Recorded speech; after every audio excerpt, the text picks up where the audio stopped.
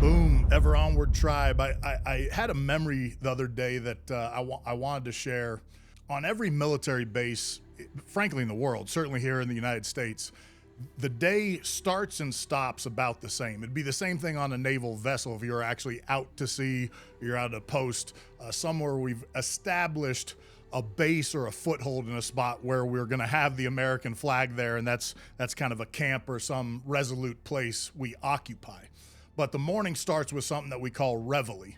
And then you have what's called retreat and taps. I'm going to combine retreat and taps because it's going to be too much of a military lesson to get into the details of it. Basically, the day starts with reveille. That's when there's a signal in the morning, and then the flag goes up. We render honors to that, and I'll explain that a little bit. And then taps is sort of the end of the day when you close the business day. There's no such thing in the military. There's people working on a 24-hour clock, no question. But as the kind of standard working day within the military, reveille and taps start those days. So in the morning, you're almost certainly at the command before reveille is going to start, or you're on base most likely. And when reveille starts in the morning, let's say it's 7 a.m., that's a pretty standard spot, you'll hear a little chime that comes up over what we call the 1MC or the microphone that'll kind of blast out. I mean, literally there's speakers around base, you're going to hear it. And you're going to know within a minute or two, maybe 30 seconds, that we're going to actually stop for reveille. The American flag is going to be raised. So some people are doing that by hand and actually raising a flag. And that'll happen in several spots around the base.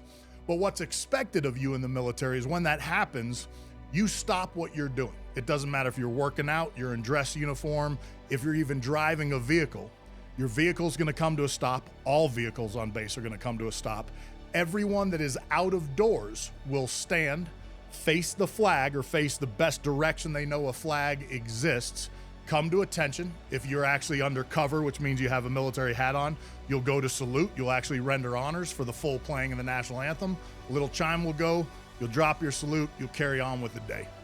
I love this tradition, and the end of the day is the same. So just think of taps, the same thing. We'll play that great bugle song, or very sad, the baleful bugle song that you hear at funerals, but that's the flag going down, same thing. Everybody stops, renders honors. I love this tradition because it just is one of those where no matter where you are in the world, no matter what base you're on, Army, Air Force, Marine, Navy, we all start the same way. And we take a moment out of our day to think about why we're there. Watch that flag go up and what that flag means to us and what the service means to us.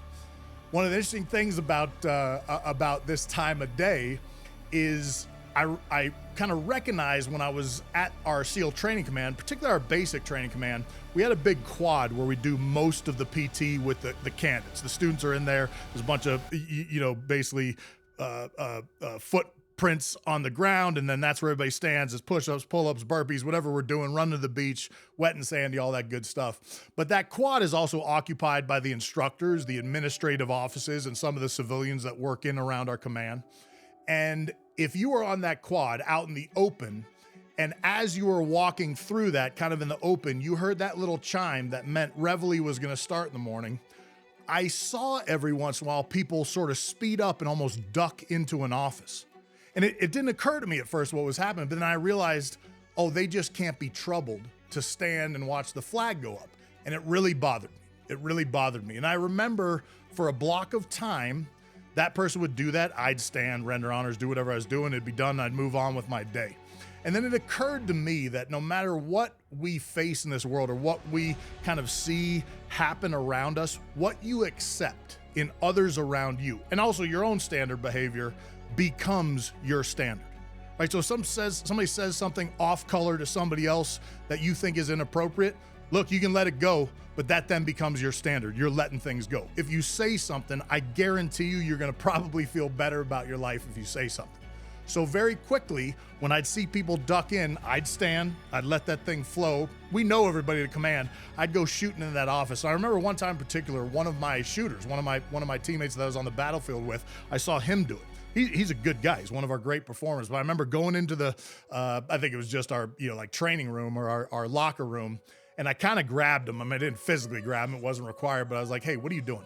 He's like, what are you talking about? I was like, I saw you speed up to go duck in here so you didn't have to watch the flag go up. What's up with that? He's like, I don't know. I just didn't want to trouble myself. I was like, yeah, our enemy, at this point, our current enemy in the fight, 5 times a day takes a break, faces Mecca, and prays to their God. 5 times a day, they're thinking about what they believe.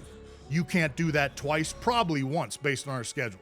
It's not right to duck out of that because you're also setting an example for the young guys as they see you moving around this command, that you're somebody that's going to run away from something that's very special and binds us across all the services.